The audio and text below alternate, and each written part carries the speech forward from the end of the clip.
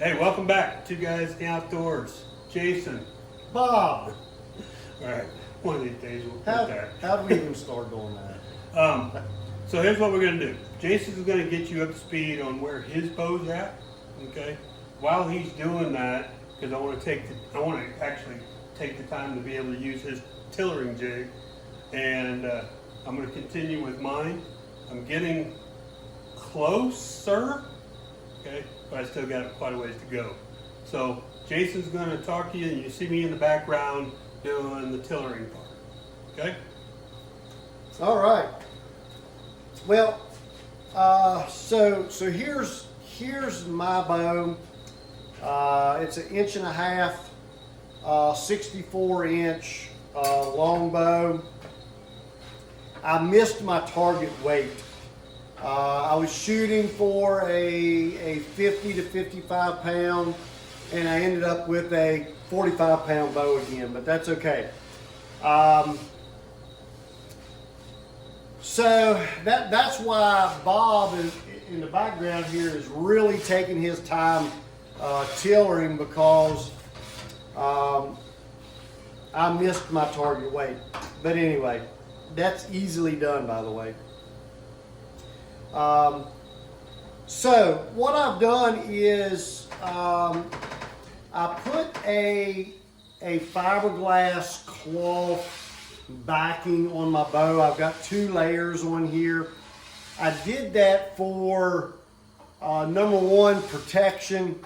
Number 2, to see if I was going to gain any poundage since I missed my target weight. I did not really gain much. If I did, it was a pound or 2. But the main thing is my backing is going to give me some protection.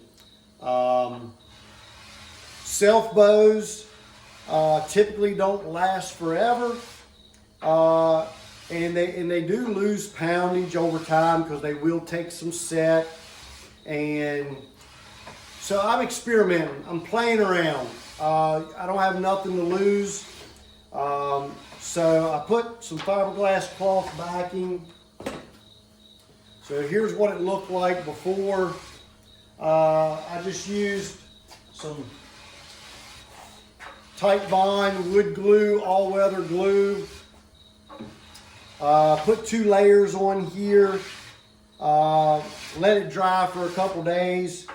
Went back to the tillering rack, and I am ready to finish my bow. If you notice, I've got my top limb marked, my bottom limb marked. My bottom limb is just slightly stiffer than the top limb, and I want that to be slightly stiffer because of how I draw the bow. So let me string this for you all real quick. And I'll kind of show you where I'm at while Bob's doing some tillering in the background here.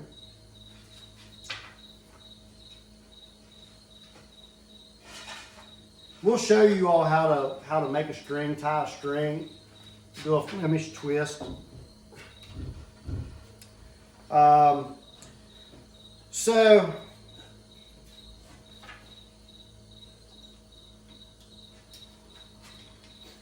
So I got my top limb, my bottom limb marked. You can see my knocking point here on my string. You can see my bow is pretty symmetrical. Again, my bottom limb is just a little bit stiffer. And this is why. I shoot 3 fingers under. I don't shoot a tab, so I'm shooting 3 fingers under. So I'm putting more stress over time on this bottom limb, so I want it to be a little bit stiffer than my top limb. Back a couple videos ago, Bob and I talked about, laying out the bow. We're going to lay out the bow symmetrical. The reason I do that is when we're tillering, I can choose top and bottom limb then.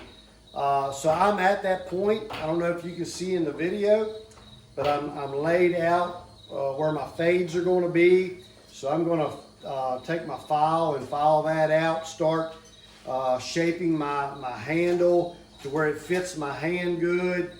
Then I'm gonna come in here about an inch above center of the bow, and I'm gonna cut my bow shelf, and I'm gonna say within a couple hours from now, I'm gonna be able to fling an arrow or two with this thing. So, Bob and I, from the get-go of this, we are not professional bow builders. I'm not a professional bow builder. I enjoy the challenge. Yeah. Bob has This has been fun. Bob has stepped up to this challenge. So, we're not professional bow builders, don't claim to be. I did not hit my target weight with my bow. I've never backed a bow before, so I put a backing on here. Have fun with it. Enjoy the experience. Experiment. I'm going to take this very bow right here and take it to the woods this fall in less than a month. Less than a month. I'm going to take this very bow to the deer woods, and I'm going to enjoy time in nature. I'm going to enjoy the possibility of harvesting a deer with this bow that I made with Bob. It don't get any better than that. It's all about, you did something with your own two hands, right? How else can you get closer to nature than grabbing a natural product, using your natural hands, and make it something that can actually be used, versus you go out and spend several hundreds of dollars for a bow similar to it. Yep. Right? Of course, it's not, I know mine, I can speak for myself, I know mine's not going to be as good as Clay Hayes or some of the great Boyers out there, Black Window or whatever. We're not claiming to. Yeah. But if I'm able to harvest an animal with it, I'm going to get just as much joy out of that one than I can out of a $1,300 bow. And guess what? If Bob and I can do this, Oh yeah. you all can do this. And this is Bob's first bow. I know he's learned a lot. He's having fun. But guess what? His next bow will be better. But think of it this way. So Jason told you about his downfall. He missed his target. That's part of the way Jason is. Okay. Jason is a let's get it done quick sort of person. Well, it's been 2 years. Yeah. It's been 2 years since I've made a bow. So the one key piece of advice that I can give you, and it's not going to guarantee it, because you'll still maybe miss your draw away or it may break on you. Go slow. Take it slow. Okay? Absolutely. Especially since we're not professionals at this. Professionals could probably go out there, whip one out in a day or so, and then it'll be shootable and be extremely well made. Mm-hmm. Okay, but with us, you start getting tired, back off. If you that's happened to me a few times.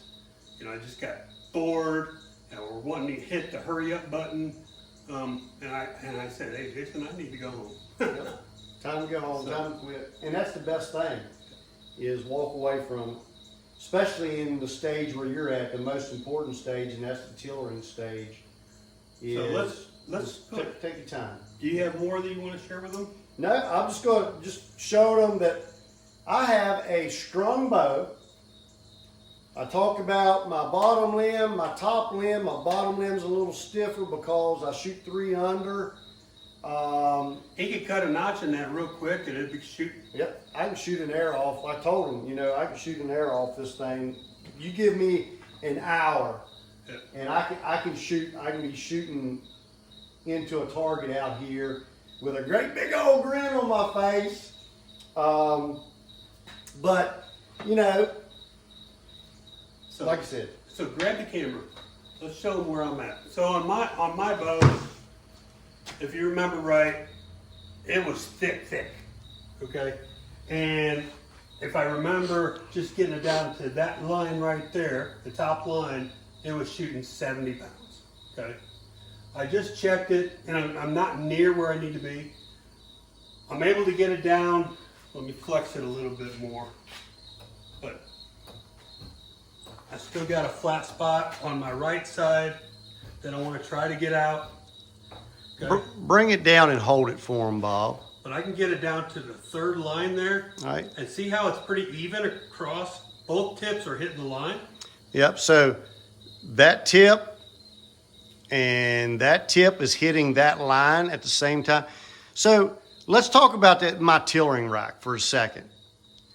That is a makeshift. I made it, screwed it onto my dirty garage wall, made lines. Those are all references. So when we're tillering a bow, we can see that the right and left or top and bottom limb is bending equally. Does it look like it's square? It looks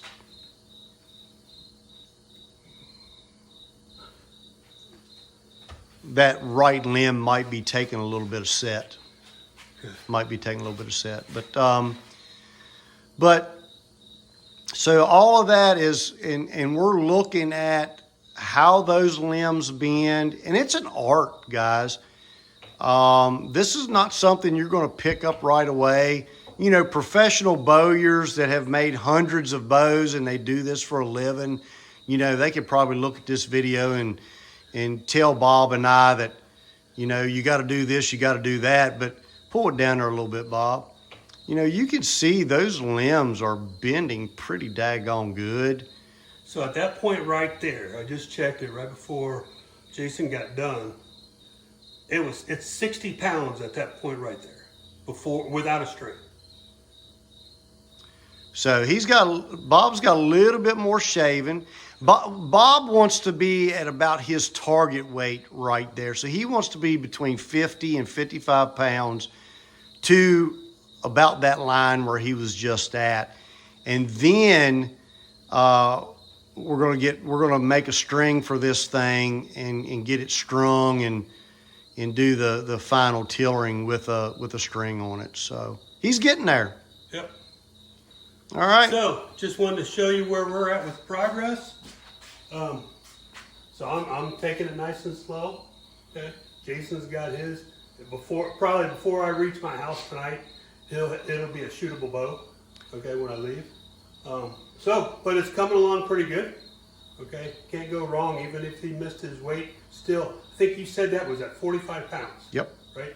That's still able to harvest a small game animal. That's what my Hoyt Satori is. That's what my bear is. My old bow was a 45-pound bow, so I'm tickled to death with 45 pounds. So anyway. So I'm going to share something else with you guys since I got you on here.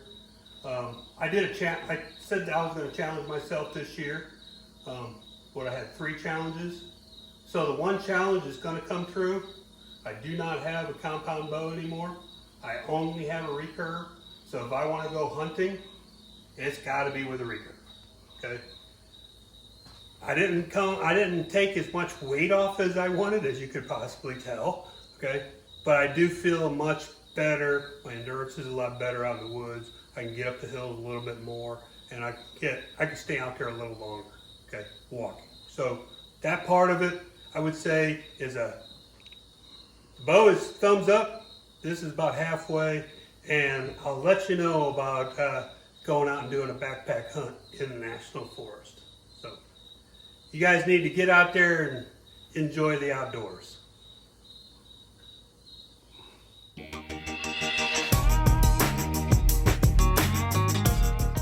But thanks for watching. Please subscribe, leave a comment, like this show, share it with somebody else that may like it. Okay. Just get out in the outdoors and have some fun. Thank you.